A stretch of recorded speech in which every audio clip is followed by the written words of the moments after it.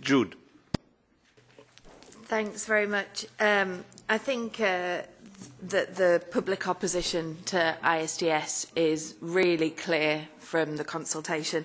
And I would just remind that there were 150,000 responses, but some of those responses are from organisations who represent millions of people. And I think we shouldn't just narrow it down to one response equals one person.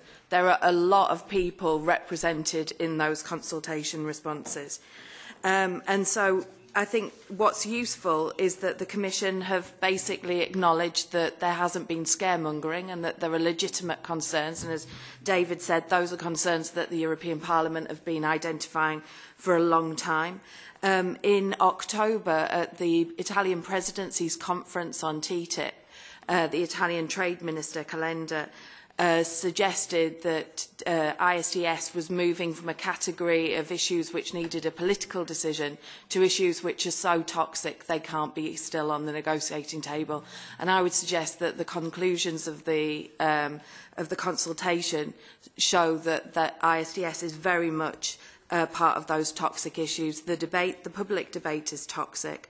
And I don't really see how the Commission will be able to manoeuvre its way out of this. But what I would like to say is that it's not just an ill-informed debate. If you look at the LSE study commissioned by the UK Department for Business Innovation and Skills, they concluded in 2013 that ISDS, that there was no evidence that it would be needed and that the potential costs, just in the case of the UK, far outweighed the potential benefit.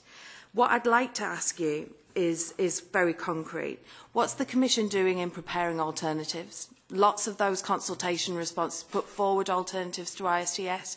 There are different measures which could be dealt with in TTIP to address investment protection, like using strengthened domestic remedies, the use of domestic implementing legislation in the US that's used in other international treaties.